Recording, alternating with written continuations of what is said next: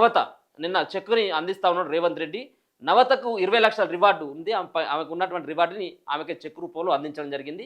లొంగిపోయిన మావోయిస్టుల్లో regional committee సభ్యురాలు చలసాని నవతకు 20 లక్షలు, division committee సభ్యుడు అనిల్ కుమార్, భవానీ, మాడ్వి, అడిమేలుకు ఒక్కొక్కరికి 4 లక్షల చొప్పున మొత్తం 12 లక్షలు, రాష్ట్ర కమిటీ సభ్యుడు బడిసే ఉంగయ్యకు 20 లక్షల రివార్డును ముఖ్యమంత్రి రేవంత్ రెడ్డి అందజేశారు. ఇతర దళ సభ్యులకు ₹1,00,000 చొప్పున ఒక్కొక్కరికి డీజీపీ శివధర్ రెడ్డి రివార్డును ఇచ్చారు. ఆయుధాలకు సంబంధించిన ఎల్ఎంజీకి 5 లక్షలు, అంటే తుపాకులు ఏ తుపాకులు అయితే అప్పచెప్పిలో ఆ తుపాకులను బట్టి వాళ్ళు అందించినటువంటి అదేదైతే ఉందో దానికి ఎల్ఎంజీకి 5 లక్షల రూపాయలు ఇచ్చిందట. AK-47 అప్పగించినటువంటి వాళ్ళకి 4 లక్షలు, ఇన్సాస్ SLRలకి 2 లక్షలు, .303 రైఫిళ్లకు ₹1,00,000 చొప్పున కేంద్ర ప్రభుత్వ ప్రోత్సాహ బహుమతులను డీజీపీ అందజేశారు. మొత్తం 4.18 కోట్ల రివార్డులను అందజేశారు. ఈ రివార్డు అంతా కూడా అంటే తుపాకులు అప్పగించినటువంటి వాటికి వేరే, అంటే ఆ తుపాకులు అది కేంద్రమే చూసుకుంటుంది కాబట్టి ఒక్కొక్క దానికి ఒక్కొక్క రేటు కట్టి వాళ్ళకు నిన్న అందించడం జరిగింది.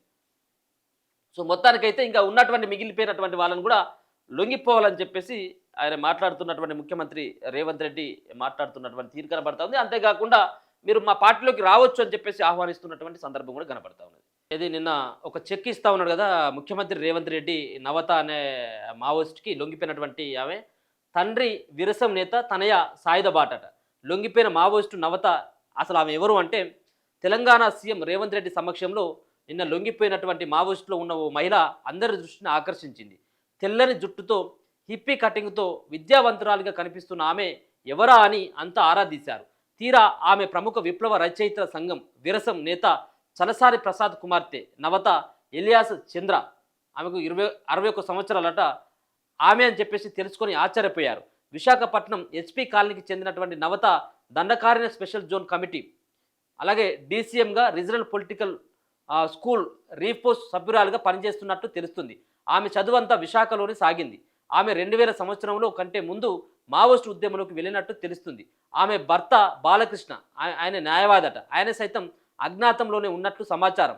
దేశవ్యాప్తంగా కమ్యూనిస్టు పోరాటాలు, ఉమ్మడి ఏపీలోని విప్లవోద్యమాల్లో విప్లవ రచయితగా చెరగని ముద్ర వేసిన చలసాని ఉమ్మడి కృష్ణా జిల్లాలోని తొలితరం కమ్యూనిస్టు నేతగా గుర్తింపు పొందారు.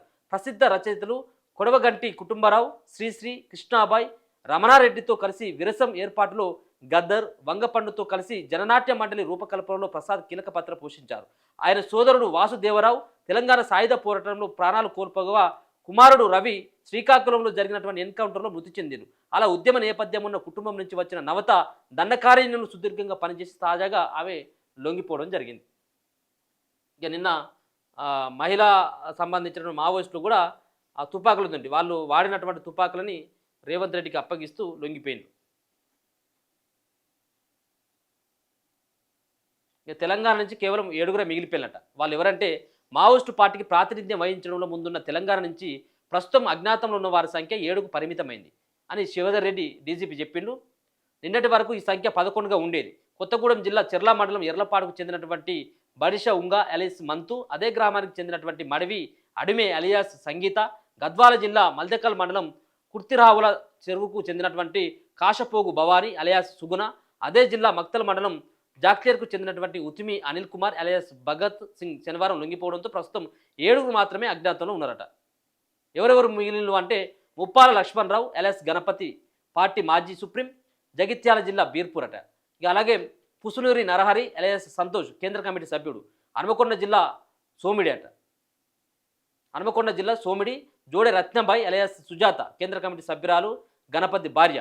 అలాగే గద్వాల జిల్లా బుధరావుపేట వార్తాశేఖర్ ఎలియాస్ మంగ్దు, సికింద్రాబాద్ నుంచి నక్కా సుశీల ఎలియాస్ రేలా, హైదరాబాద్ రగబోయిన భాగ్య ఎలియాస్ రూపీ, సిద్దిపేట జిల్లా మురిదొడ్డి కుంజం ఇడ్మాల్, అలాగే వీళ్ళంతా కూడా భద్రాద్రి జిల్లా తలపాలట. వీళ్ళంతా కూడా మిగిలిపోయింది. వాళ్ళంతా కూడా మిగిలింది 7 ఉన్నారట.